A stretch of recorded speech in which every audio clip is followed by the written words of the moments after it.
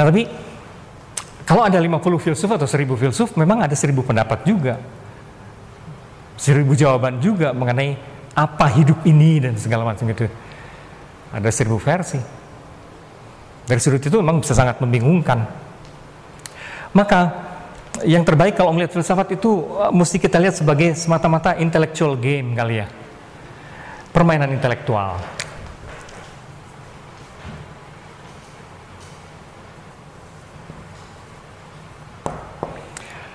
Semacam intellectual game supaya kita tidak stuck, supaya kita tidak kena stroke ya kalau dalam fisik itu. Tubuh pun gitu kan, begitu peredaran darah semua macet gara-gara kolesterol segala macam. Ya istiad lah kita kena stroke gitu. Nah, batin pun saya kira begitu sih, intelektual dan rohani kita pun kalau kita berkarat lantas juga kena stroke dan gampang mudah terkena badai pengalaman, gampang patah dan kayak gitu-gitu. Filsafat dari sudut ini memang tidak pasti, memang dekonstruktif, memang menggoncang-goncang, terus-menerus menggoncang-goncang. Tapi seperti halnya tubuh kita butuh ini ya, fitness ya, bergerak ya, butuh olahraga. Nah, nalar kita juga butuh intellectual exercise ya dalam hal itu. Butuh digoyang-goyang supaya jalan terus dan sehat gitu ya. Prof, saya kebetulan pernah ke rumah sakit, ada seorang ahli dokter. Nah, kebetulan ada seorang ini ternyata dia pingsan, tidak sadarkan diri, ternyata hasil diagnosanya otak kecilnya itu tidak berfungsi. Waktu dia tanya kenapa tidak berfungsi, karena otaknya tidak bekerja. Nah, dia bilang itulah seharusnya saudara bisa mengisi itu teka-teki. Ya, sekurang-kurangnya. Filsafat juga untuk langsung ke depan, Prof ya. Ya, betul. Dalam arti menggerakkan terus, goyang-goyang terus gitu. Gitu. Emang gitu. Biasanya kalau filsuf itu yang besar-besar, bahkan kayak saya lihat ini pernah dapat wawancaranya Strauss di umur 90 tahun masih bening Ya. daya ingat. Ya. Jadi karena selalu berlatih, justru biasanya katanya beberapa orang tuh mulai mengalami kepikunan tuh karena begitu selesai pensiun dan mereka merasa ini saat untuk istirahat. Nah, si mentalnya membuat otak itu teriring gitu, jadi apa? Ya. Nah, saya kaget, dia memaparkan panjang gitu, 90 tahun, gila juga. Saya kira Gadamer juga, filsuf Gadamer atau malah Paul Ricoeur saya kira 80 something. Tapi Gadamer saya kira 102-an kayak gitu. Banyak filsuf yang karena itu fitness nih otaknya terus-menerus melakukan intellectual exercise ya. Memang berumur panjang juga. Katanya use it or lose it. Kenapa? Pikiran itu use it or lose it. Ya, use it or lose it. Itu pikiran itu kan makhluk yang aneh, otak kita itu. Kalau yang lain-lain itu kalau dipakai habis gitu kan ya, menjadi aus. Ini kalau tidak dipakai menjadi aus. Kalau semakin dipakai, semakin dia ini menarik kodrat pikiran itu, kodrat otak. Jadi peristiwa saya, ada teman saya dia di pesantren itu kan yang dikencangkan tuh hafalan. Jadi bagian analisis jarang dipakai gitu. Mereka di kitab setebal ini pun mereka hafal, ada kitab puisi yang biar kalau mereka hafal itu mereka bahasa Arab bagus.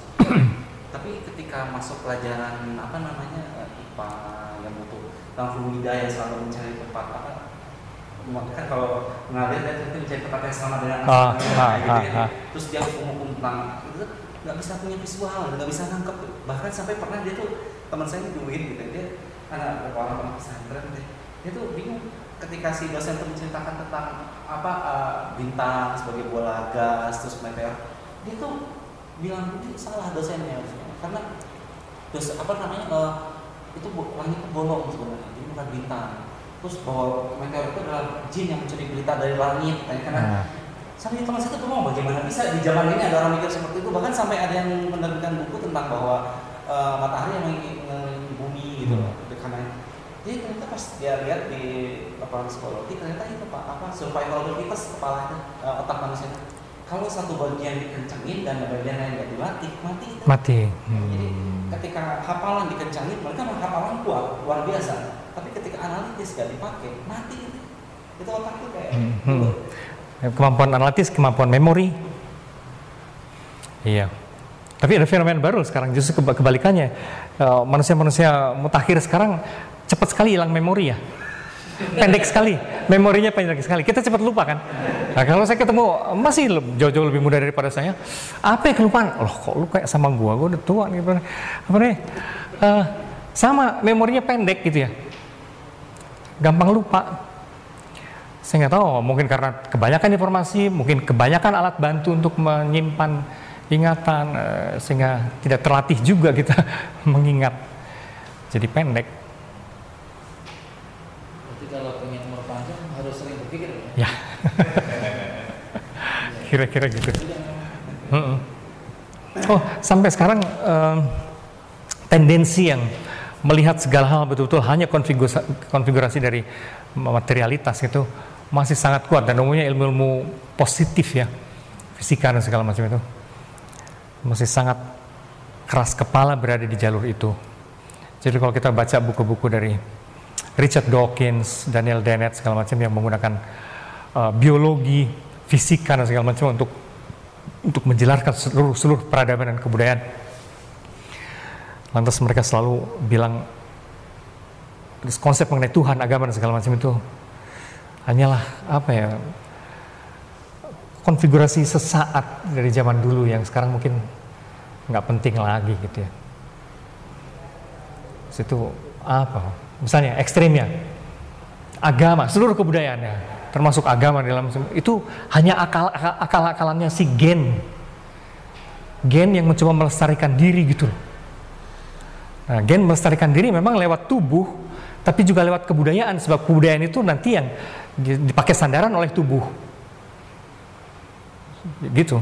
Jadi ada semacam, kalau dalam secara badani orang bicara mengenai DNA, terus ada informasi yang dilanjutkan terus gitu kan ya.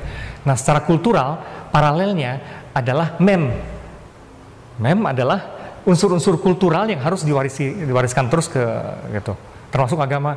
Nah, agama tuh konon selama ini tapi yang kurang bagus ya. Kalau kata mereka ini sejenis virus sebetulnya yang kalau diterusin agama ini peradaban sebenarnya rusak dan kita tidak berevolusi gitu. Itu kalau dari kacamata biologi apa sih Richard Dawkins ya. Jadi yang unsur yang serakah dalam seluruh proses evolusi ini gen sebenarnya. Ini yang mengoco-ocoi sebenarnya, kita mikir ke sana, mikir ke situ, bikin itu yang kita sebut peradaban, kebudayaan. Ini sebenarnya kelakuan si gen kecil ini. Gitu. Nah, itu tipe penjelasan material sekali gitu ya. Material sekali. Dan banyak ilmuwan yang keras masih di situ. Jadi bagaimana ya? Nanti kita akan lihat bahwa dalam milenium ketiga ini hampir dua kekuatan. Kalau tadi contoh tadi material, imaterial gitu ya, material atau spiritual, itu dua-duanya ada sama kuatnya. Terus ini zaman penuh paradoks ya, di mana segala kekuatan dalam dikotomi itu ada dua-duanya.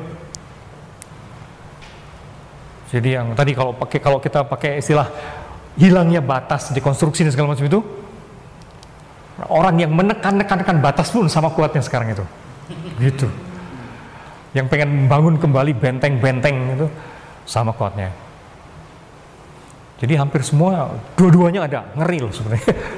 Kalau kaitannya dengan kalau tadi kita menyinggung masuk ke ranah agama, kan seringkali kita diingatkan biasanya bahwa itu kebenaran mutlak yang tidak bisa dikenal, tidak bisa artinya dogma itu tidak dikenal. Nah, sementara kalau mau masuk ke dalam pikiran nalar atau logika, dilakukan kita menurut Iya.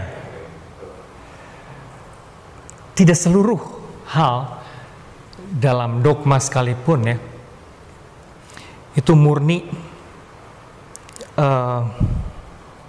sebutlah dari atas, apapun artinya itu ya, dari sono gitu ya.